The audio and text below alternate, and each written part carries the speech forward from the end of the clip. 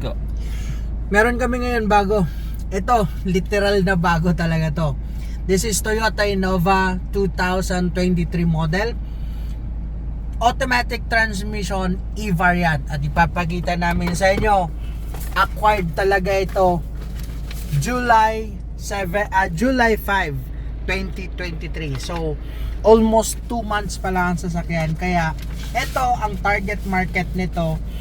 Yung talagang nagpaplano bumili ng brand new na sasakyan for cash at gusto kahit konting discount. Ito panalo to. Pwede mo to consider.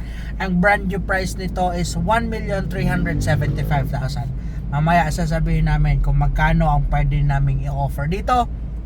For sure, may matitipid ka. Ito mayroon ng mga updates dito at yun din ang ipapakita namin sa inyo. Okay. Simulan na natin ito. Simulan na natin dito sa interior. Makikita nyo naka-Android monitor na siya. E-variant lang. So aftermarket na po ito. At ang maganda dito, naka 360 camera din siya. Ayan o. Ayan.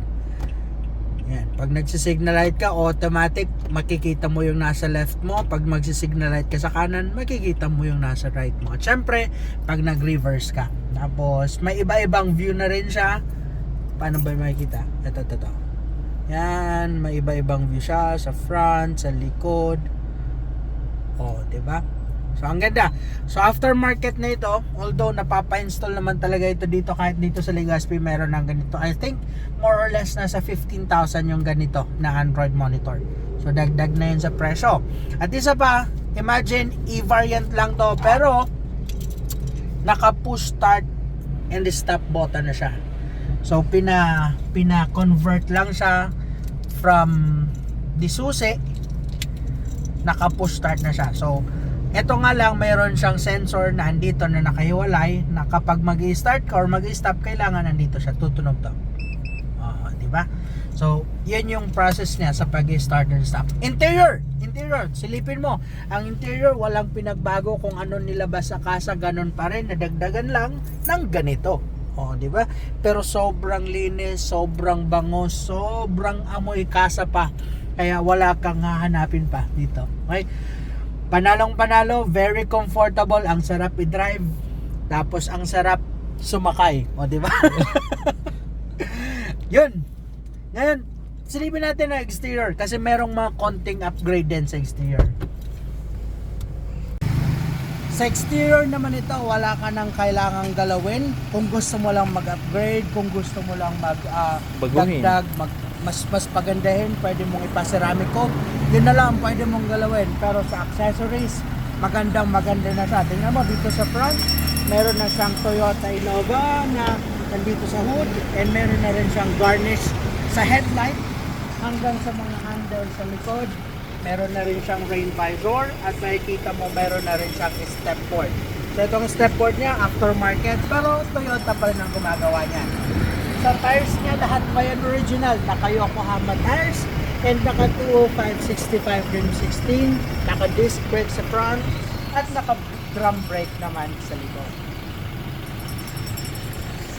Likod. Go. Dito naman sa pinakalikod niya, wala ka rin naman makikitang pinagbago. Maliban dito sa garnish, camera, at this one, aftermarket na rin to. Pero walang damage, walang dents, walang scratches. Dito sa interior, panalo. Bagong-bago. Lahat yan, wala pang ginagalaw. Itong mga seat cover, hindi pa rin ginagalaw. Kahit dito sa side niya, ang tools niya, kompletong-kompleto. Walang binawas, walang ginagalaw. Naka-plastic pa. Diba? Yun.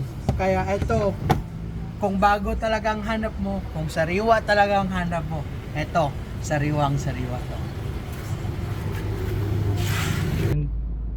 Nakita nyo na lahat ng mga upgrades, lahat ng mga bagong nilagay dito sa sasakyan na to. Syempre dumagdag yun sa presyo kahit papano, but still kahit bagong-bago pa siya, kahit papano babawas talaga yung presyo nito. Kaya sa magtatanong kung magkano to, eto na po. Asking price for this one is 1.2 million. Ang brand new po nito is 1,375,000. So mga 175 na yung naibawas niya. Syempre yung upgrades niya more or less mga nasa 30 to 50,000. Ang stepboard, eto pagpa-convert yung mga garnish, more or less nasa, sabihin natin 40 to 50,000 yung upgrades na ginawa dito. Plus syempre ano ba? Ikaw na lang, baka ikaw na lang ang kulang dito sa sasakyan na to. Kaya if ever interested ka dito, tawagan mo na kami, makipag-set ka na ng appointment, bayaran mo agad ito para pwede mo na maiuwi itong sasakyan na to. Thank you very much and have a nice day everybody. Picture lang.